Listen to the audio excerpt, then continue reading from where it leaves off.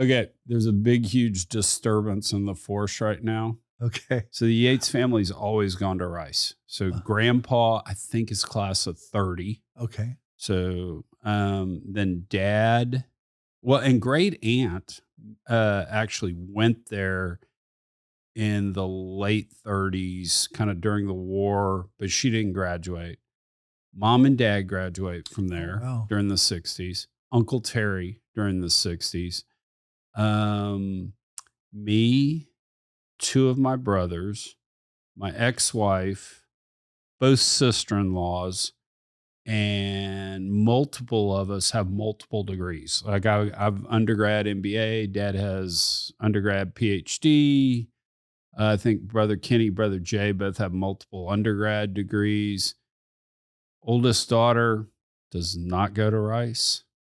So you went to Rice, I Chuck? went to Rice. When? So I'm 91 undergrad and then 94. That's how you know Keith. That's how I know Keith. Uh-huh. So Keith and brother Jay were really, really good friends. And so that's how I know Keith. And so middle child Sarah is a senior, just graduated from Episcopal High School. She wants to go to Duke. And okay. Gets rejected by Duke, gets into UNC, UVA, and Rice.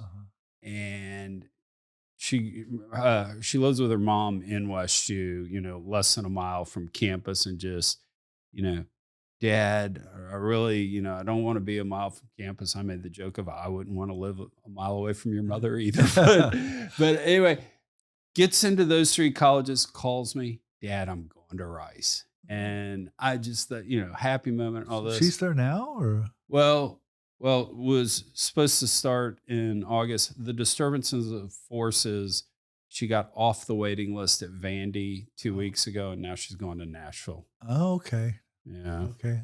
Well, Vanderbilt's a good school too. Yeah, I know. And I've resigned myself to the fact that Nashville is more fun to visit than West U. Well, So- maybe. I mean, I don't know. I don't know. I don't know about that, but So you're cool to come on, religious studies professor over at Rice. We were talking earlier before before we started recording, just kind of level setting on stuff. And I say that, most of the time I try to get guests to tell their unique story. And 80% of the time I know what that unique story is. No idea. that's okay. So I'm going to let you, I've been talking the whole time. I'm going to let you start talking, but can I do one thing that's really funny is I went to Chat GPT. Oh yeah. And kind of played how you can continue to train the thing. Sure. I said, hey, I need an opening question for Jeff when he comes on the podcast. And I kept refining it down. And I finally got to some point where be incredibly snarky, Jon Stewart-like, and write me the opening. You want to hear it? Sure. Today's guest is Jeff Kripal, a guy who turned his fascination with UFOs, mysticism, and superhero comics into an academic career. So, Jeff, when did you realize that studying the paranormal was your best shot, since picking up women wasn't going to be an option? Yeah, that's pretty snarky. That's pretty snarky. Yeah, but it's a good question. I mean, minus the picking up women thing. Yeah, exactly. It's a good question. I haven't done very well either, No, it's so fine. it's all good. It's fine. That's not true. My ex-wife's a lovely woman. So yeah, no, Yeah. it's cool. It's cool, Chuck. Studying religion at Rice is a strange thing, and I understand why you're clueless.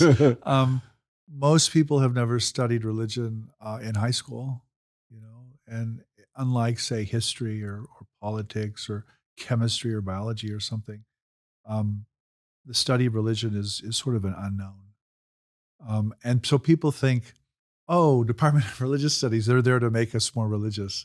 They somehow belong with the chapel or something. And that's not true.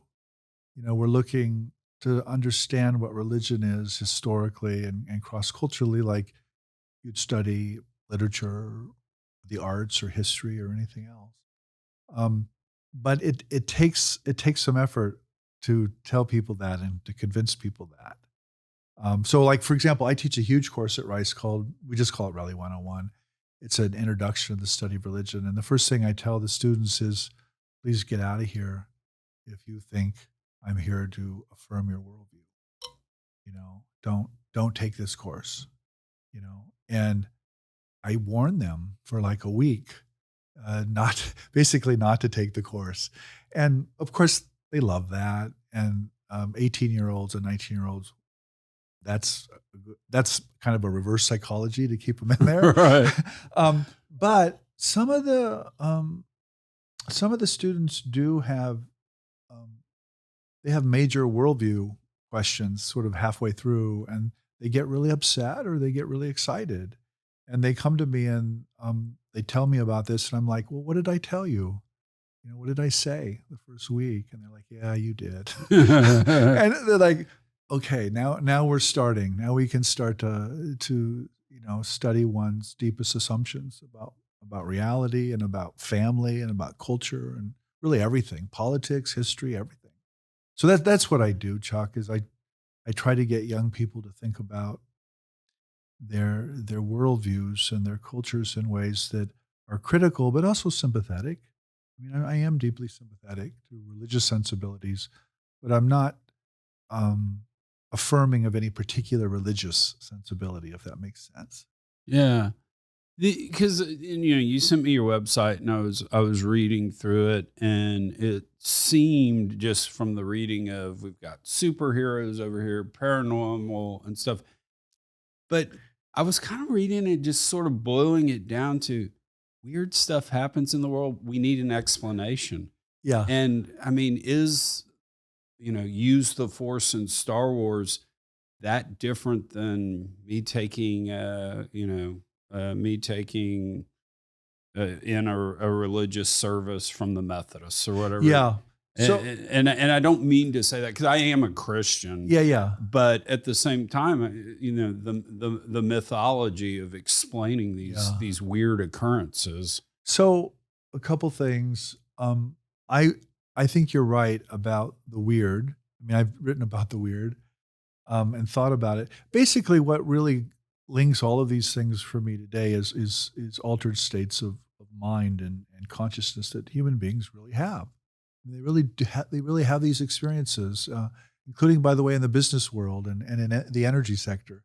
I mean, people have near-death experiences. People have psychedelic experiences. People have precognitive dreams, and they generally ignore those in our modern world, our modern secular world, but we haven't always ignored those. And I think those become the building blocks of what we call religion. And so I'm really interested in those, but I haven't always been interested in those. That's a fairly, I wouldn't say recent interest of mine, but certainly it's maybe 15, 20 years old.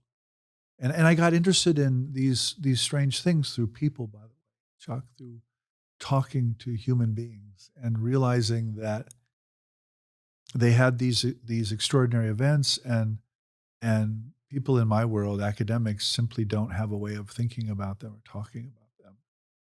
And by the way, I don't think they can ever be explained. I think explanation is itself a worldview.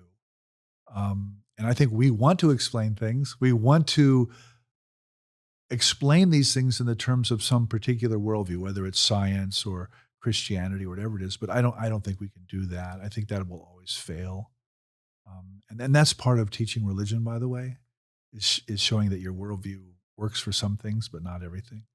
Yeah, it's so on the other podcast I do, Big Digital Energy, on Monday, one of the things we talked about was the assassination attempt on Trump. Yeah. And we don't talk politics for the sake of politics, but we always try to bring it back to the energy business. And where the discussion went kind of along those lines is just, let's look back over the last 6 to 7 weeks.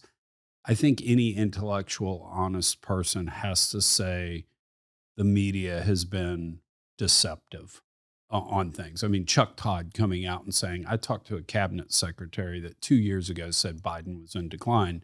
So I'm not making a political issue of it. I'm just, and the reason we need to be cognizant of that is they're potentially doing that about energy. So we as energy folks need to educate more, except that's where we went on the podcast. But we tried to do it through the lens of, and we said this, and I forget who said this quote, but never attribute to malice what can be explained by incompetence. And I almost think us sitting here talking right now, and what I was reading about your work is it a fair question to say we shouldn't attribute to religion what we could attribute to just randomness? I mean, is that a fair question? Yeah, it's a totally fair question, Chuck. Again, I think randomness, it's a scientific or mathematical answer to these things. I don't think they're random. I don't think these things happen at random. I think they happen intentionally and for reasons. But I don't think human beings generally know what those reasons are. And so it's complicated. And drill down on that. That's yeah. What? Yeah. So for example, I think trauma is a really important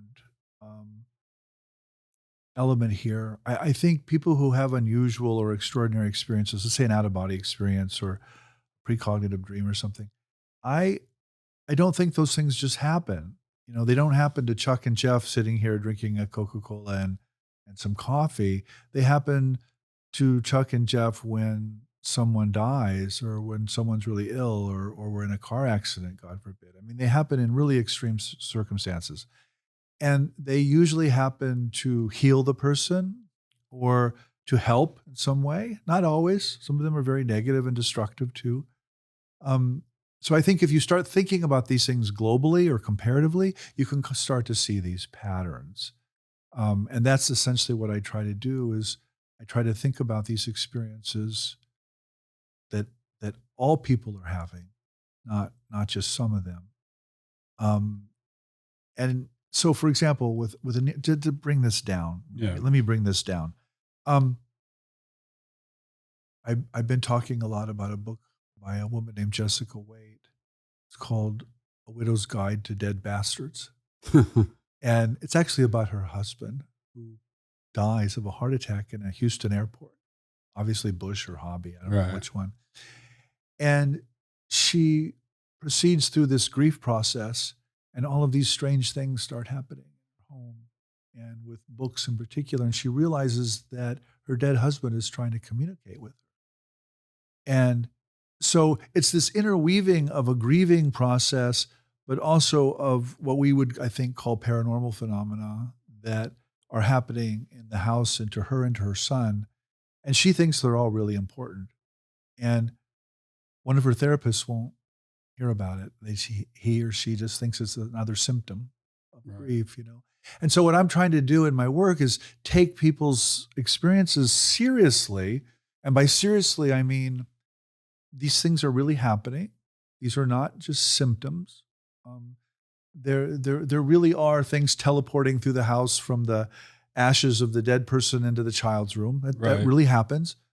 But that's somehow part of the grieving process too. That's somehow human. And so I want to affirm that that's happening. I don't want to be the therapist. Right. I don't want to be the person who reduces it to a symptom or to randomness or to neurobiology or whatever your explanation is. I want to be the person who listens to someone like Jessica or listens to the widow or the widower. On the other hand, their interpretation of the event is always different. Like if I talk to you, if you have a near-death experience and I hear what the afterlife is like, then I talk to so-and-so, and then I talk to so-and-so who's also had, guess what? You're all experiencing a different afterlife. Right. So I have to develop some kind of model to explain why you're all seeing different things and yet why you're all having those experiences too. And are what you saying right now is a lot of, my dead husband's talking to me can be explained. I'm not saying it's right, but can be explained as this is a coping mechanism that developed because of evolutionary pressures And we've all read the psychological studies that do stuff where they say, hey, we're going to put a scratch on your face when you go to the interview, and you tell me whether the interviewer discriminated against you because you had the scratch, and they actually don't put the scratch on. And 85% of people come back and say, oh yeah, he discriminated against me. There's that. Are you saying that you're explicitly, your area of study is there's enough study there? I'm going to take them at their word and see if there's greater forces outside of that. Yes. Because that's cool. I'm doing that. Yeah. I'm doing the okay. latter. I am not explaining this in terms of evolutionary adaptation or some kind of coping mechanism. Yeah. I don't think let's take Jessica Wade again. I don't think what Jessica experienced is a function of just grief and her husband dying. Right. I think grief broke her open Right. to this other realm, and that she's having these experiences because of the grief, but they're not reducible to the grief, if that makes sense. Yeah. So for example, let me give you another example. If someone, say, takes a psychedelic or a certain kind of psychedelic, the natural kind of secular move is to say, oh, well, the altered state is a function of the drug interacting with the brain and the person is hallucinating. Chemistry. Yeah, it's chemistry. Yeah. It's neurobiology. And I'm saying, well, the neurobiology is important. You're not going to get this experience without taking the mescaline or the DMT or whatever it is, or the psilocybin. But the experience can't be reduced to the chemical interacting with the brain. So maybe what's happening is that the psychoactive chemical is shutting down the brain and opening the person up to some other greater reality. And I'm trying to talk about that. So it's a paradoxical model, Chuck. It's not the reductive, bring it all back to my worldview answer. It's a kind of more opening up. Yeah. Well, we've all heard those. So what I would say to the most cynical person on the planet who would look at you and say, you're nuts, is I would say we've all had the quantifiable view of the situation where the 110-pound school teacher lifts the car off their kid that's trapped in there. Right. There's stuff we can do that are limited by our minds. What I'll say, and I hate to even admit it, is I've always said when it comes to creativity, 3 to 4. And what does that mean? Give me 3 to 4 glasses of wine and I'm at my best, where it untaps stuff. So at that very minimum, there should not be a cynic on the planet to your work, because we can see it, Well, okay, so there, of course, there are skeptical questions to this, and I want to listen to them and I want to think through them. What I call the debunking strategies are different than the skeptical question. And the debunking strategy, I think, is designed to shut down the conversation. That's really what it's designed to do. And I don't want to shut down the conversation. I want to have it, So I hear the skeptical questions that, something's happening to the brain or there's some kind of chemical reaction. And I think we have to understand that and take that in, but I don't think it's sufficient, if that makes sense. Yeah. I think it's necessary, but not adequate, to use another expression. So let me give you a situation, real life situation, and then I want to start asking you, what are all kind of possible explanations for this that you've seen in your research? So start dating a lovely lady, and we date for, call it 6 months. She breaks up with me, and breaking up with me includes comments like, I don't even think you like me, stuff like that. You just didn't seem that into it and all. And, I kind of went on the self-realization tour, and my priest is my therapist, so I'm talking to Patrick and stuff. And I'm like, what's wrong with me? Good looking. She's a professional, has a good job. We have a lot of fun. And she didn't even think I like her. What's wrong with me? Is this still trauma from the divorce? All this.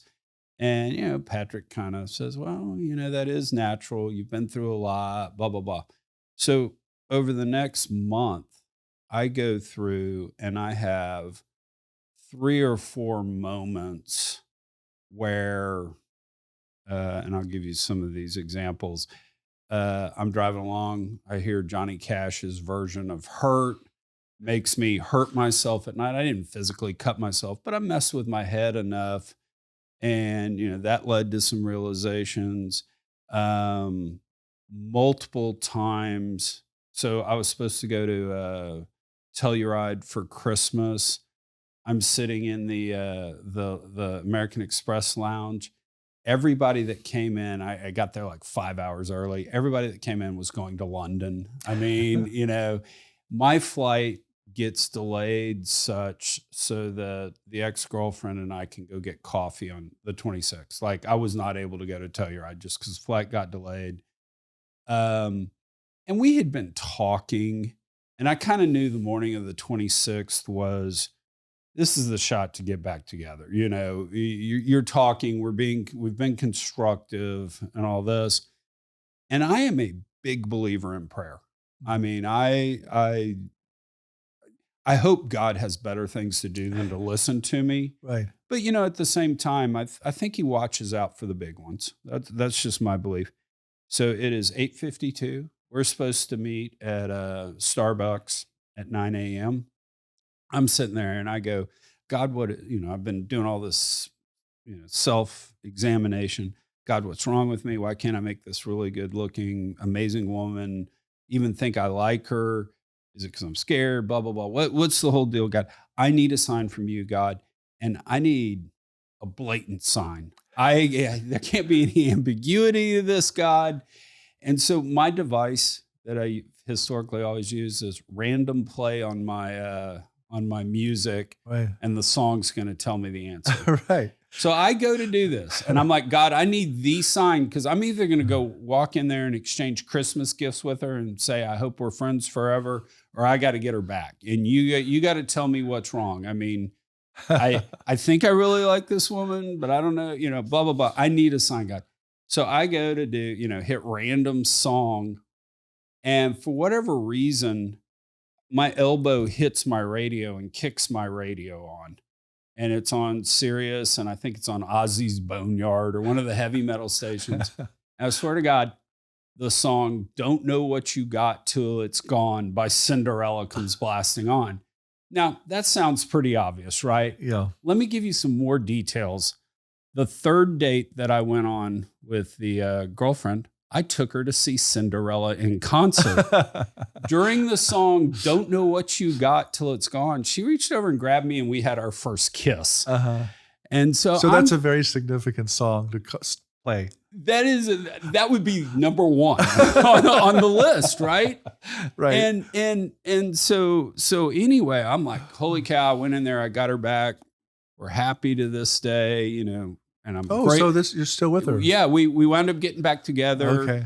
And we've been dating, as I like to say, I've been dating her 28 months. She's been dating me, or I've been dating her 28 months. She's been dating me 27 months. But so I lay that out. Let me tell you what Priest Patrick said. Okay, this is a good example. And then I want you to just go to town on everything that possibly could have happened. Good. I'm sitting there with Priest Patrick, and Priest Patrick. Patrick. This is Roman Catholicism? No, this is, I'm sorry, he's an Episcopalian. Okay, so this is Episcopalian. He's a rector, but he calls himself a priest. Okay.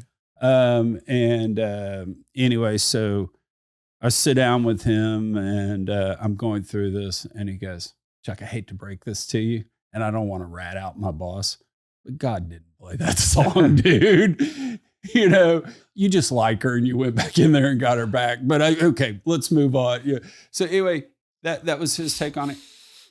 Give me everything that you think possibly could have happened. Give me, examples of what you've heard and stuff. Okay. And I can go to town on that. Let's go to town, because I think this would be cool. Yeah, I mean, this is a great example, actually. So the first thing I would do is say, hey, lots of people have had that experience, by the way, with random songs.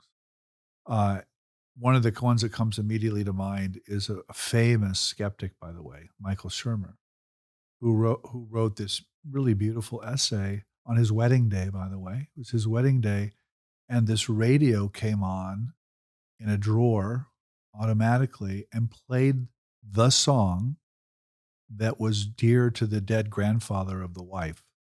And the wife heard it and immediately started to cry because she was certain that her dead grandfather was somehow present, because this it was a dead radio, by the way. It didn't work. And it just randomly came on in a drawer and started playing like a song from the 1940s. That was, I might have the decade wrong, but sure. It was very much like what you're describing. It was a song that was designed to have some emotional effect, and it was a wedding day, and these were both very skeptical secular people who broke down. The woman broke down crying, and Michael even says it was eerie. I mean, he immediately felt this. So this notion of songs playing is common. And so I would immediately put it in a comparative perspective, and I would affirm it. I'd say that really happened. I think it actually was designed to get you two together. The other thing I would say is, we know from a lot of experiments, by the way, that erotic attraction is conducive to paranormal effects, believe it or not. Yeah, she's smoking hot. Well, and there's a link. There's a link between erotic desire and weird stuff happening. Okay? Wow. And we know that. We know that actually from psychological experiments as well. So that's the second thing I'd say. The third thing I would say is to get to your priest, to Father Patrick. I don't think it was God either. I think it was you. I think it was you who conjured or elicited that song. I think you have abilities and special powers that you don't recognize and you want to attribute to God. So you say, I'm praying. Right. Okay, you are praying. I'm sure that's sincere. But I think who's listening to those prayers is some other aspect of you. Okay. I think you did it. And I think some higher part of you did it. And so Father Patrick, I think, is correct. Can I cut you off to ask one question there? Yeah. When you say I did it, did Chuck Yates wanting to hear that song? Chuck Yates didn't do it. Some other aspect of Chuck Yates did it. Oh, okay. So some other aspect of me cause SiriusXM to play that song at that moment? Or did I totally believe I heard it and they could have been playing Madonna for all I know? If you were sitting in the car with me, did you hear that song or did you hear Madonna? No, I would have heard that song. Okay. I would have heard that song. I don't think you caused XM to play that song, but I think some other part of you knew somehow that song was being played and hit. And it's funny that you accidentally hit it. So I have a reading of that event that wants to affirm what happened, but also wants to place it in this larger context.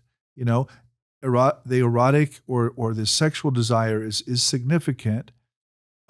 What Father Patrick's saying about God, I think, is correct, but that doesn't mean it didn't happen or that it's not mysterious and strange and uncanny. I think it is. But that's what I mean about trying to affirm these things in a way that's not specifically religious, but also is somehow beyond our social egos, if I can speak like that. In other words, Chuck didn't do that,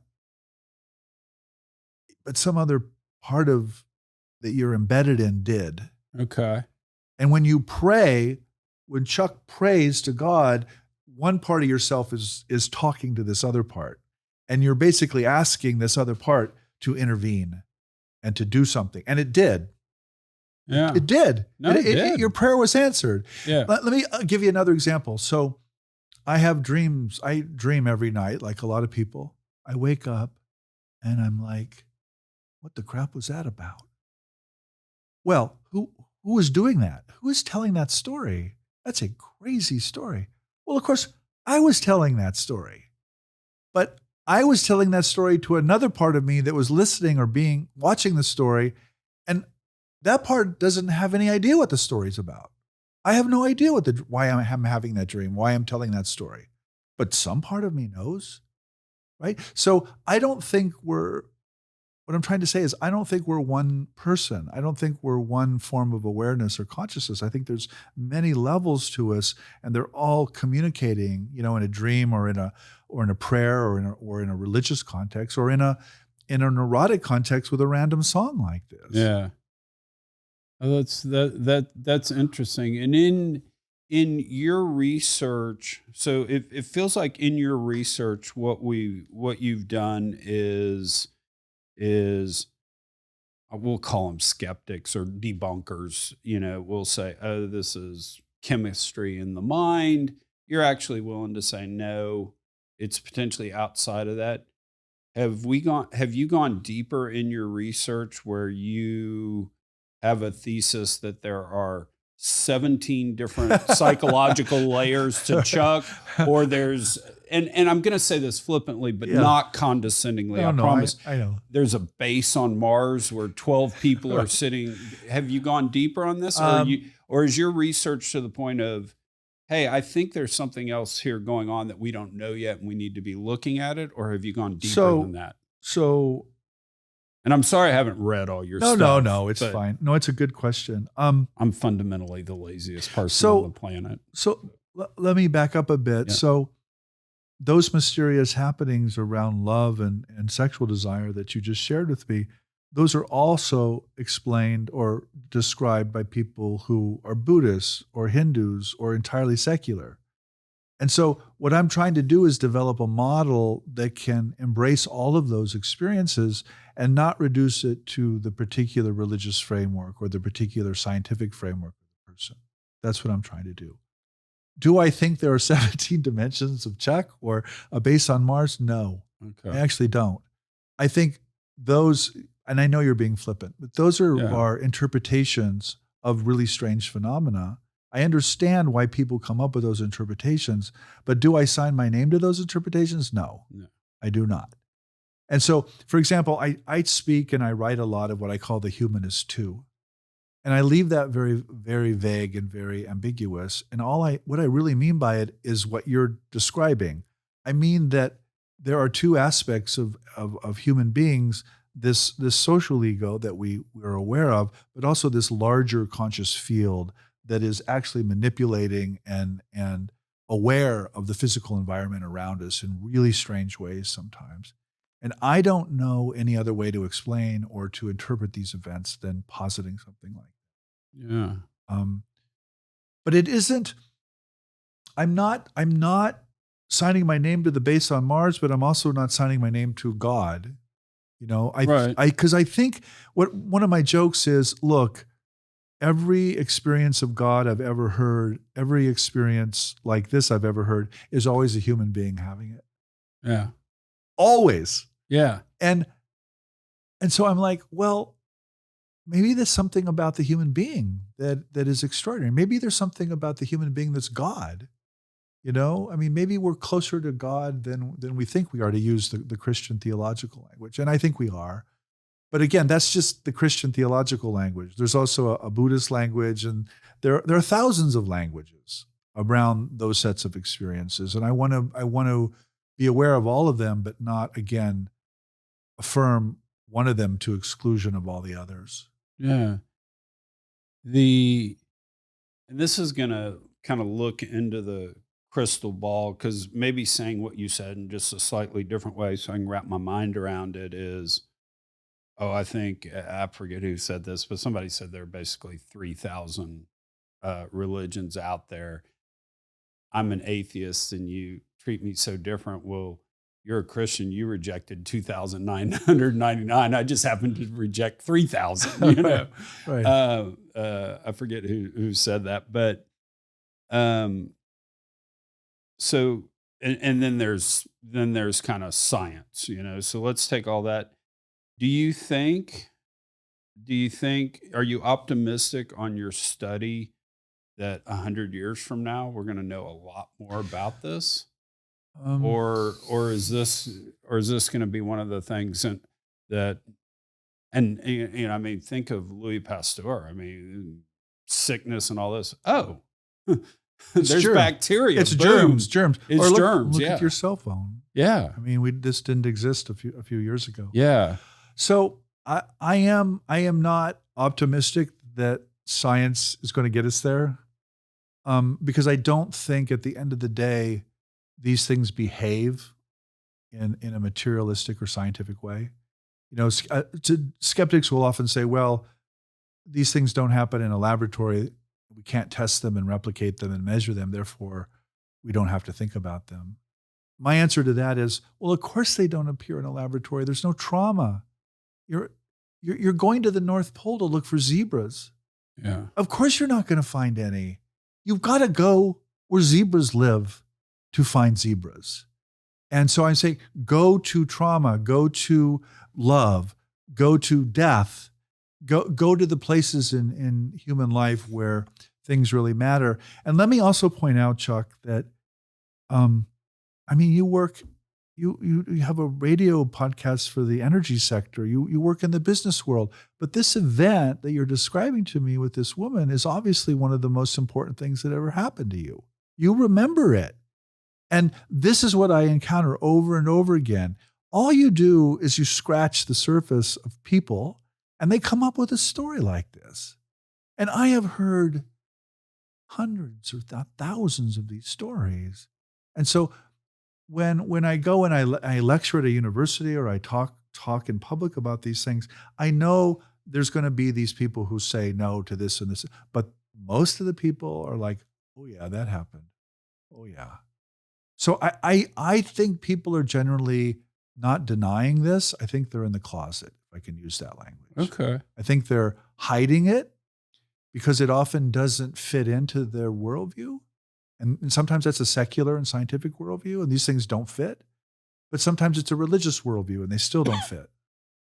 Like what happens if you're a devout evangelical Christian father or mother, and your child, your 4-year-old, starts talking about a previous life? Yeah. What then?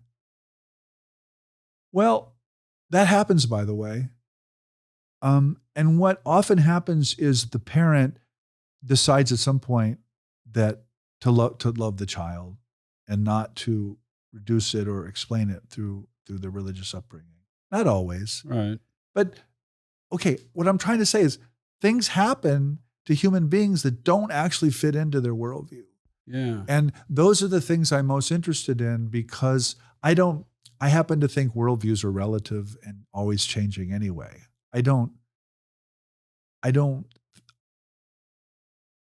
Something I often say is I don't believe in beliefs, but I believe in belief. Okay. I like that. Yeah. And that's what I try to do at Rice in a classroom is get the young people to understand what I mean by that and to appreciate that. And so to go back to your question about these 3,000 religions and the atheist who says, well, I reject all 3,000 of them. Well, that's just a worldview again. The person's just articulating a worldview. I'm like, okay. And when the religious people say, well, my religion's right and everyone else is wrong, well, that's just your worldview. I mean, maybe religions are expressions of this. And maybe the question of whether they're right or wrong is not the right question. Maybe the question is something more like, well, this is how human beings have expressed these things, in this particular culture, in this particular time. They've expressed them differently in other cultures and other times. Okay, so? Well, it's interesting because two of the things that I've learned in my career, and let's say I started working at 25 in the energy business, I'm 55, so 30 years, and I'll relate this to the last 2 weeks. I just spent the last 2 weeks filming a big oil and gas play in Australia. And that's halfway around the world, right? Yeah. And I realized I have more in common as a Texan with the Australians than I do New Yorkers. Right. Right. We have this shared culture in America, et cetera. And those are my peeps, right? So the commonality of human beings. Now, I guess we're all descendant from the British. By the way, July 4th, my girlfriend calls it Treasonous Colony Day, or, Right. but so I guess there is that commonality. But at the end of the day, the commonality among man, no matter what, I mean, you read stories about the Mayans and stuff, and you're like, yeah, I can relate to that. And, But then at the same time, the pyramids Right. were built with such engineering precision. I don't care what any scientist or engineer says today. We don't know how they did that. Yeah. So just the loss of information, and I've seen it in my career. Yeah. I mean, we went from when I started my career, we would drill a vertical well, we'd put an acid job on it or a small frac, and then we got drilling these big horizontals. And 20 years later, I was sitting in a meeting and we were going to drill a saltwater disposal well, which is just a simple vertical well. And our driller goes, I've drilled 2,500 wells in my career. I've never drilled a vertical well. I only drilled horizontal. Now the joke was, well, it's the same thing. Just stop when you get here. But he didn't know how to drill a vertical well. And I mean, we're a big, sophisticated, smart industry where billions of dollars are spent, and that knowledge is lost. Yeah. And so I can see all these pieces coming together of commonality, but at the same time, so much stuff gets lost. This is why I'm an academic. I mean, again, I grew up in Nebraska in the Midwest. I'm not a New Yorker. I'm not an East Coast person like you're talking. I'm a Midwesterner. But I do think universities have a way of passing on knowledge. Yeah. It's really extraordinary. And the way that's done is through journals and books and classes and careers and disciplines that sometimes go on for hundreds of years, by the way. And so and the earlier version of this, by the way, is religion. Religions also are multi-generational, and they pass knowledge on through myth and through symbol and through ritual in very effective ways sometimes not in so effective ways. So I am concerned, and I do think about how human beings pass on knowledge because we don't live long. We're an organic being, and our lives are very short, in the kind of the cosmic perspective. So, but we do pass knowledge on through different means, and we also lose knowledge, as you're describing. Yeah, we lose it. So this may be way outside your field of knowledge, but I'll say as a statement, but it's really a question. I am thoroughly convinced that the Vatican has copies of all the Gnostic Gospels and all these things Right. that have been lost for time. I always find it funny that they would ban books, but then they'd keep the rebuttal to it, so we knew what the guy said. It's kind of like, all right, guys, come on. But I mean, what's the rumor out there that we know 6% of what was in the library at Alexandria that burned down and stuff? If that. Yeah. Yeah. And of course, yeah. And so we've lost those. That's why I love libraries and love books, by the way, is, when I write, I've written about a dozen books, and those books work around the world with human beings, even when I'm asleep. And I'll die someday, and they'll still keep working. It'll be like I never died because of the person and the voice in those books.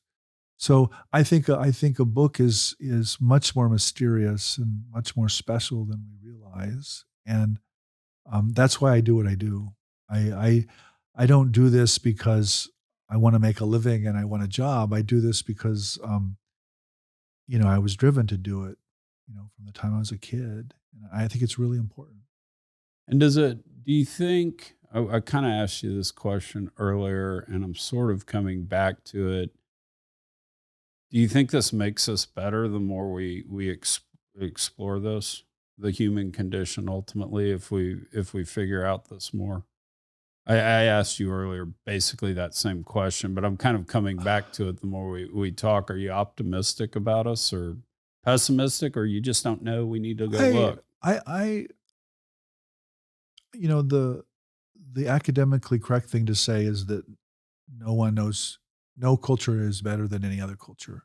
I'm not sure I believe that. And I don't think a lot of academics believe that deep down. I think they have thoughts and values that their families or their cultures don't have. And they do think that they're better. And I suspect they're right about that. Am I optimistic or pessimistic? I'm known for being an optimist. One of the things I often say is that if you look at any vision of the future on your television, they're all bad. Yeah. There's only dystopias. Right. Well, how do we know that? Why are there only dystopias? Well, it has something to do with entertainment. It has something to do with film and something to do with storytelling. But maybe the future is really good. Maybe we transcend our differences and we figure out global warming and we figure out nuclear energy, and maybe it's really good. Maybe.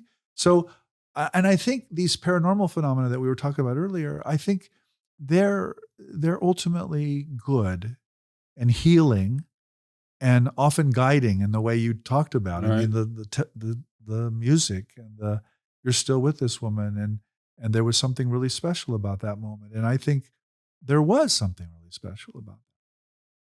So I guess I'm more of an optimist, but I'm not an optimist naively.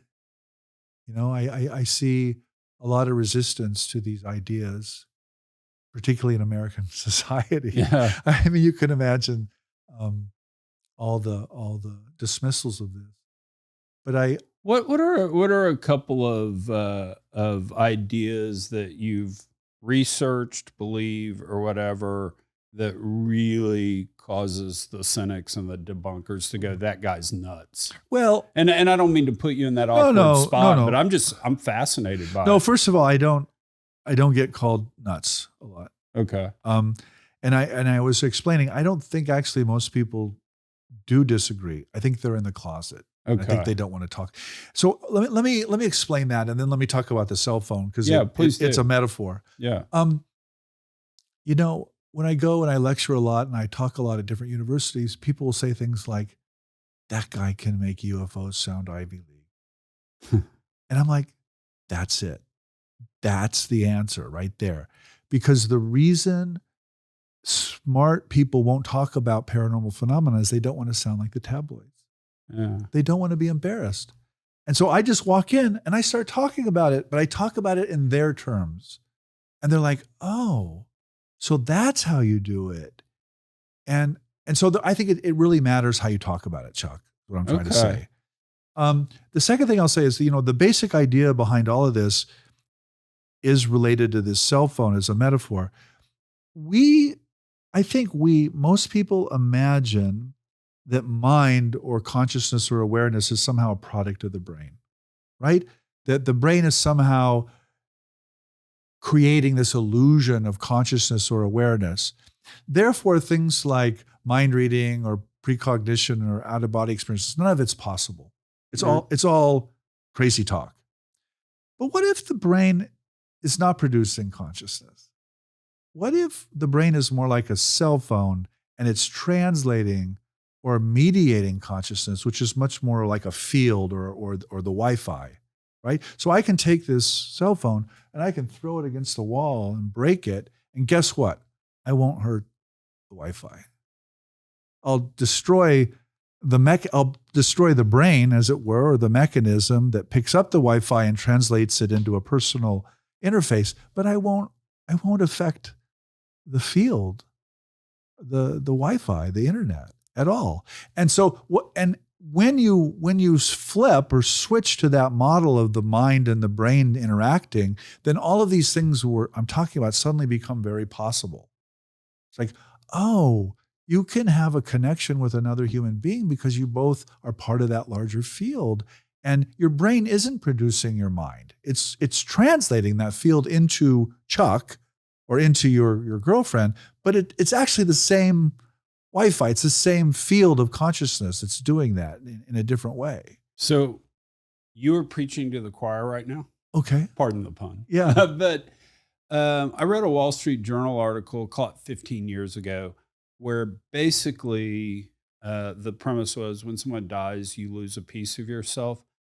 And then actually went and talked about that basically your experiences, your knowledge base aren't just what's in your mind. It's what's in your girlfriend's mind, in your kid's mind. And I thought, that's really stupid. I don't believe that. Till I realized 5 times a day, I used to walk into my business partner, Mike's office. "Hey, who was that dude we had dinner with in Dallas?" And Mike would say, "That was Bob." Oh, yeah. So part of my consciousness, part of my memory bank is sitting in Mike. Right. And that kind of goes to we have a Wi-Fi, we have various pods potentially. Right, but I'm saying Wi-Fi. something more radical. Yes, you are. You are. Because you're still, that metaphor, that explanation is still reductive and still neuroscience. It's neuroscientific in a conventional sense. The sun is still circling the earth in my example, right. And you're willing to say the earth is circling the sun. Yeah, I'm trying to say the mind is not produced by the brain. Yeah. The brain is in the mind. Yeah. The mind is not in the brain. Got it. Okay. Oh my God. That's just like so simple. I've at least gotten to the point where there are more hubs than just my physical brain in the mind. Yeah, I still haven't gotten to the mind is outside the brain. But I'm willing to take some steps that way. If you live my life, Chuck, and you talk to these experiencers who had very strange and bizarre experiences, you will move to something like the mind is not in the brain. The brain is in the mind. You do move to that to simply make these experiences possible at all. Otherwise, as I say, they're not possible. They're impossible. Yeah. So I think that's the deeper idea. And this would also explain trauma and why things happen around death and illness and psychedelics, because what you're essentially doing is you're taking the cell phone of the brain and you're shutting it down temporarily, or you're throwing it against the wall so this larger Wi-Fi can appear, and you can have the near-death experience or the psychedelic state or the paranormal event.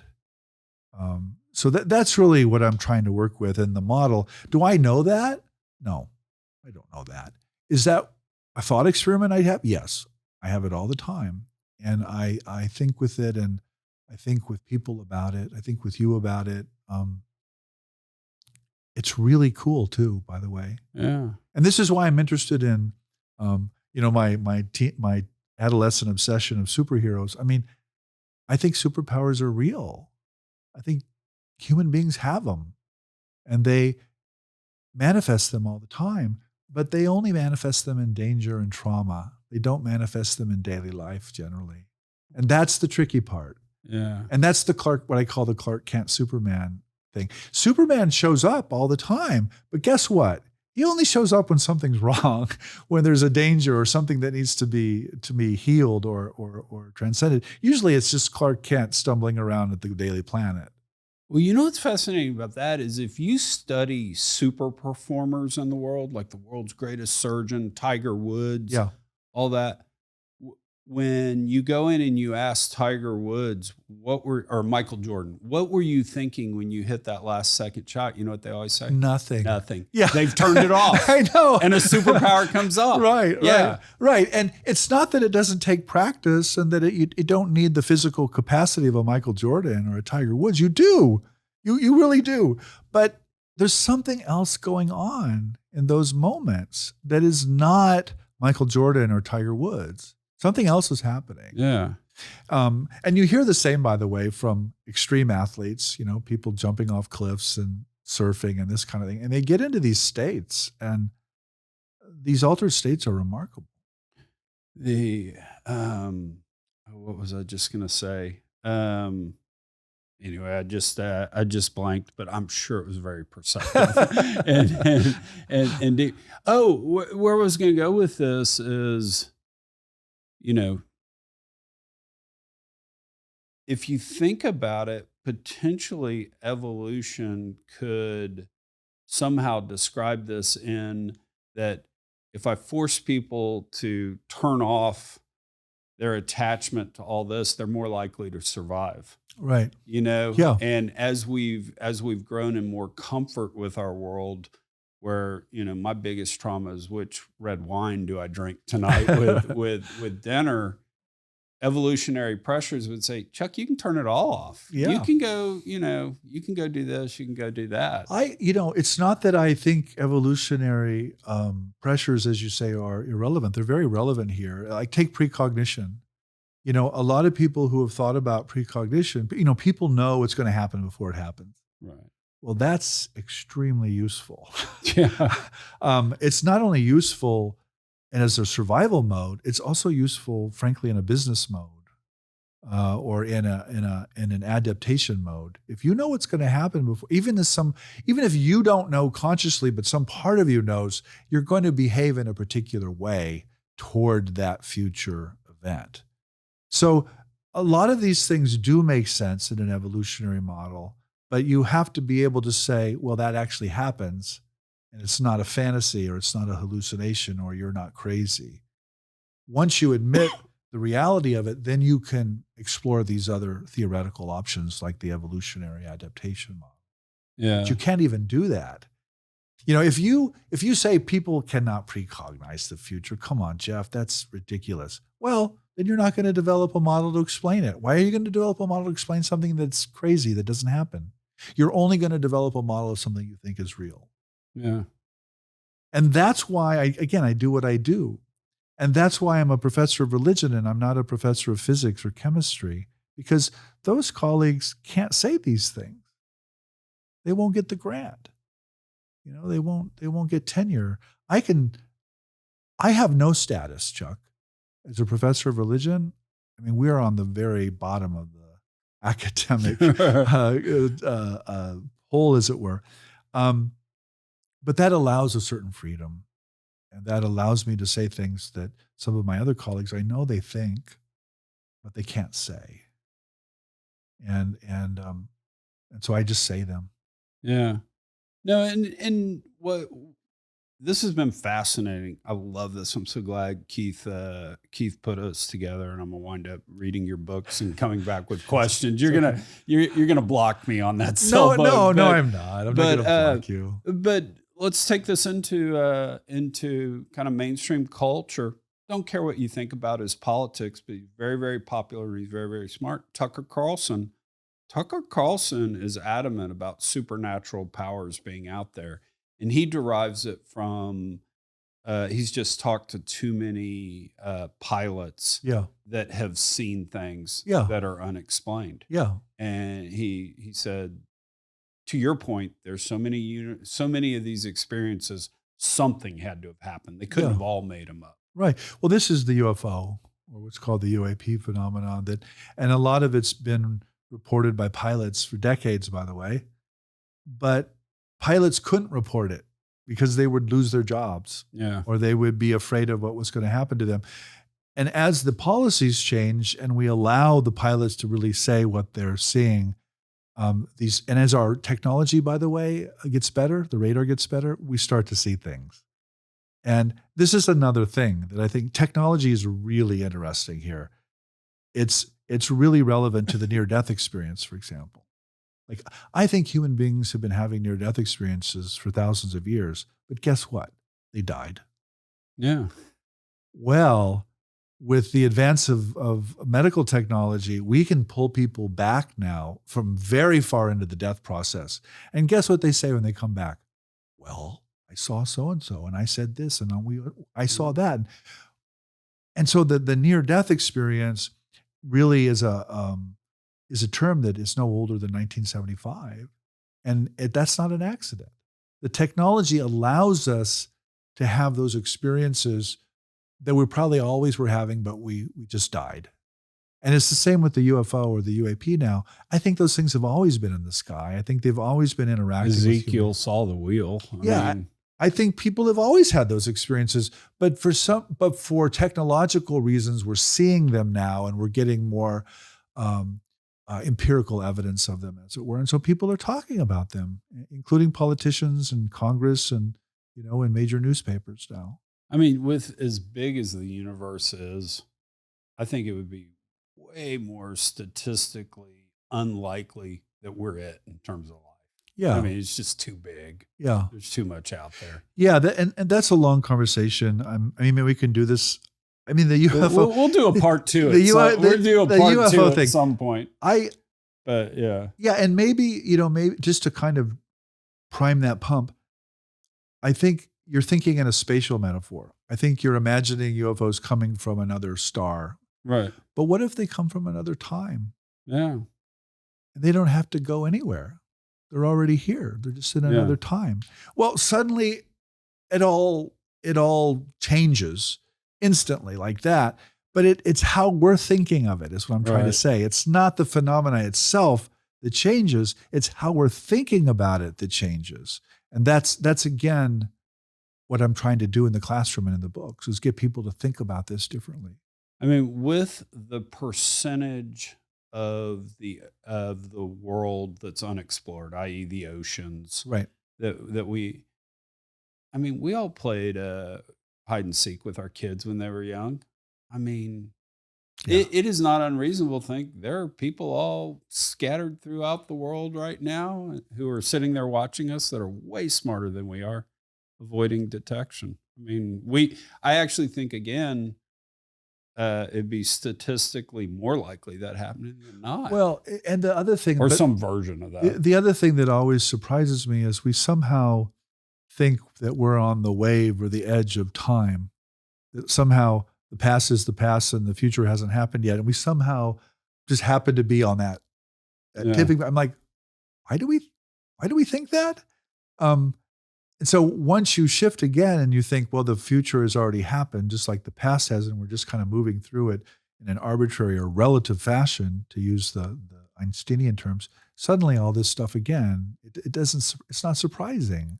It's like, yeah, okay. And the thing about the UFO, to go back to it for a minute, I think that one of the things to get over there that people generally can't get over is what I call the moral agency question. You know, a lot of these experiences are abduction experiences. Things are happening to people. People are not choosing this. They're not giving assent to this. Things are being done to them. And I think that's very troubling to us as a species. You know, we want to be on top. We want to be the main predator, as it were. Well, what if we're not? Yeah. What if we're not the Porno for pyros will make good pets. We'll make good pets. What if we're not the species that controls everything? You know, what if we're being controlled in some way? And this gets back to the religious question and the media question you had earlier. And I think that's worth thinking about. Yeah. I don't have an answer to that, but I think that's worth thinking about. I mean, it's crazy to think of, and I may get struck by lightning right now, but it doesn't sound really crazy if God was a king that died and then the son took over, right? Because the Old Testament and New Testament, I don't think that's the same God. Right. You know? I mean, That's an old observation. By the yeah, way. but I mean, you can kind of read that and go, "Wow, you sort of have Bill Parcells as your coach, and now you got Barry Switzer." You know, it's right. So, well, Jeff, this was really cool. I'm fascinated by all this stuff because we talked briefly on the way here. My grandmother made me read Fate magazine when I was young, and so that was all about the occult and after death and stuff, UFOs, and it's funny because I couldn't sleep by myself without one of my brothers until I was about 18. But yeah, well, Fate magazine again, was really important. The first issue of Fate magazine, by the way, was essentially the first sighting that gave us the term flying saucer. oh wow, So it's historically important, actually. I love Fate magazine too, particularly the older covers, which are really, if you look at them, they're very. Yeah, she kept them all. You know, Does she still have them, or who has I them? don't know where those went. My grandmother passed away. I need to go figure out.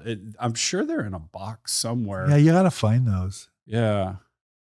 I'm also a comic collector, and I collect Fate magazine as well. And some of those are really hard to find now. Oh yeah. I'll go talk to my dad and my uncle. Knowing those two curmudgeons, they probably threw them away. But I hope not. I hope not That's either. usually what happens, unfortunately. But sometimes it doesn't happen. Well, Jeff, this was really cool. I appreciate you coming on. This has been fascinating. Thanks for having me. Is there anything that you would have wanted to talk about that we didn't? Oh, it's endless. Yeah. Chuck. All right. We'll do this standing invite. I'm really happy, though, that you gave us your own experience, because it gave us a way of talking about the phenomena in a way that makes sense and that is important. And I don't want people to think we're just talking or thinking about people over there. I want across the table. Like, no, we're talking about you. You know, we're talking about life. We're talking about death. We're talking about serious things. We're not just blowing smoke. Yeah, no, I mean that was truly real. I even started making a podcast series on it called Chuck Yates Needs a Wife, because I was going to tell that story. And I did episode 1, and it was equal parts kind of Saturday Night Live skit. But then the second half of it, I sat down with Priest Patrick, and we kind of went through that. And and then the second was going to be the same thing. I was going to Saturday Night Live type skits on. The premise was, if I didn't get married, they were going to take my podcast away. Right. And that was the funny skit. But then I was going to tell the serious story. And the girlfriend's British, and so she's a little bit more publicity shy. So we stopped making that series. But You're a wise man. yeah, Chuck. maybe we'll pick that back up.